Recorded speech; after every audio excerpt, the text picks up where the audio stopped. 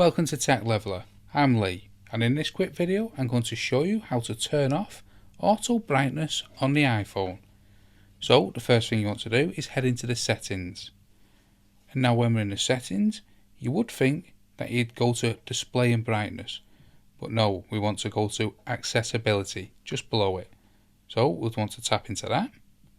Now once you're in accessibility, you want to select near the top here display and text size. Now you're in display and text size, you want to go all the way to the bottom, and you'll see here at the very bottom auto brightness, and to turn it off you want to toggle this so it's greyed out, and as you go you have now turned off auto brightness on the iPhone. You can also swipe down from the top right hand corner and change the brightness here.